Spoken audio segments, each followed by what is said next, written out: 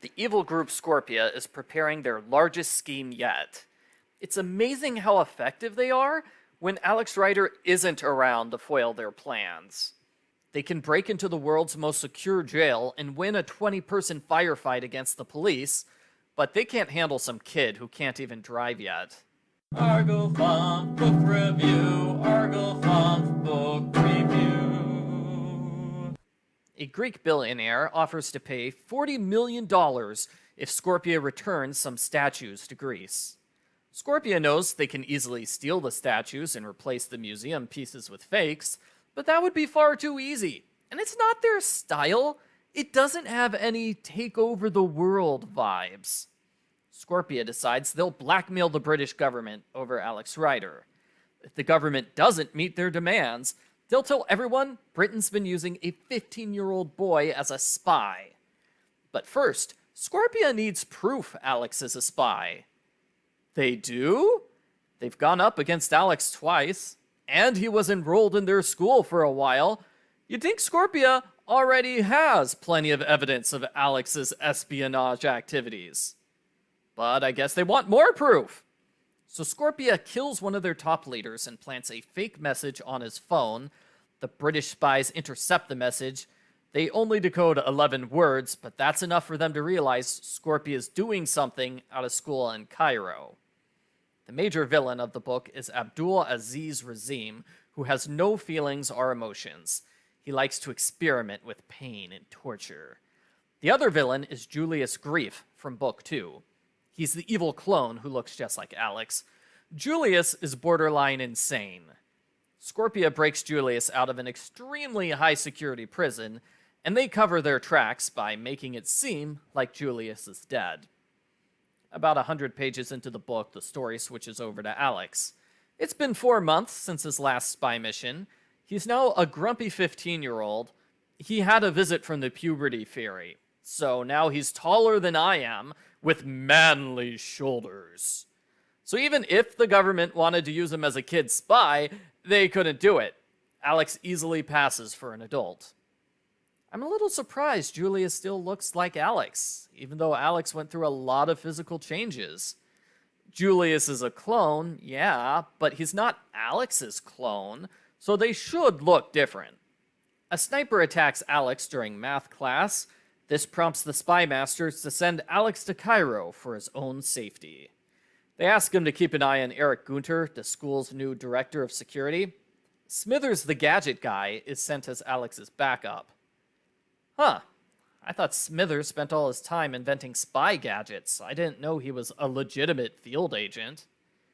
There's a weird moment where Alex gets a friend request from Julius on Facebook.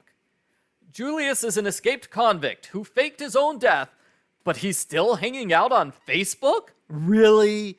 Why did he risk the success of his evil plan like that? Alex breaks into Gunter's office, and he overhears Gunter make plans to visit a secret weapons shop at 5 p.m. tomorrow. But it's a trap! Gunter knew Alex was listening in on him, so Gunter leaves a bomb there. As soon as Alex enters, the shop explodes. Alex can't believe it when several buildings fall into the river. You might say he's in denial. Literally, he's in the Nile River. There's a very intense scene where American CIA agents grab Alex and they torture him for information.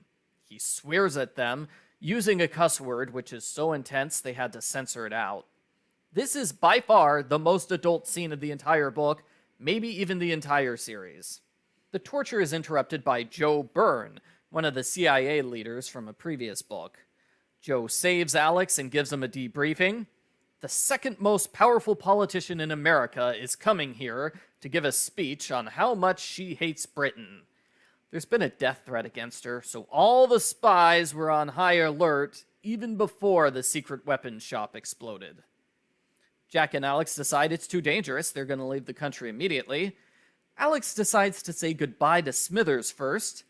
By an unlucky coincidence, he visits Smithers at the same time Scorpia sends a group of killer assassins.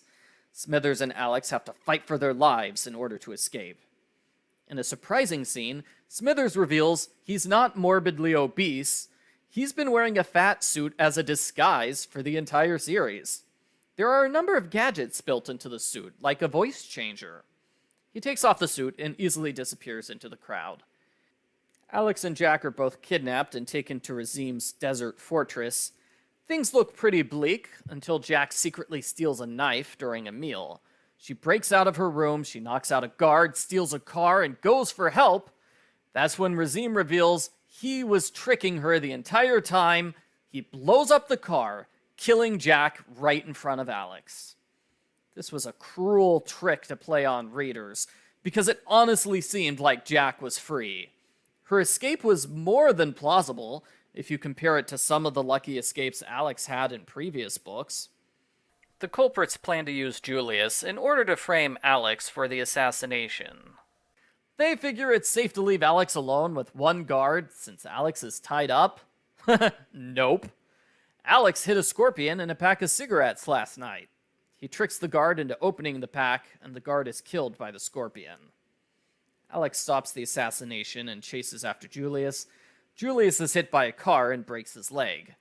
Instead of surrendering, Julius taunts Alex and tries to shoot him in the back. Alex's reflexes are quicker, and he shoots Julius first. Like in a few other books, Alex could stop here and let the dozens of secret agents do cleanup duty, but he insists he has to be the one to take down Razim. So he impersonates Julius and blows up Razim's security center with a grenade. There's a big firefight, and Razim dies in a giant pile of salt. Blunt is forced to retire as the head of MI6, and Alex is sent to live happily ever after with the Pleasure family in America. The end. Post-book follow-up. This was supposed to be the last book of the series. It makes for a good grand finale. Several characters get send-offs. Killing Jack is a bold move which they probably wouldn't have done if there were other books on the way. The same goes for the torture scene and having Alex use a gun to commit murder for the first time. It's like the series is burning its bridges. And now I'm wondering how the next books will justify the series returning to the status quo. It's appropriate for Scorpia to be the villain in the final book. Bringing Julius back works well too, because he's a revenge-obsessed maniac who looks just like Alex. That's a serious threat. It does make me wonder why Scorpia went so far out of their way to get pictures and video of Alex doing spy stuff. They have an Alex look-alike. Couldn't they have taken pictures of him doing spy stuff? I accidentally misread the part where Scorpia makes their evil plans, and I thought one man complained their plan is unnecessarily complicated. He would be right. If Scorpia was smart, they would kill Alex right away, instead of luring him into a trap in their secret headquarters, which gives him the perfect opportunity to destroy them forever. Overall, it was a great send-off for the series, a very strong grand finale. I give Alex Rider number 9, Scorpia Rising, a 9 out of 10.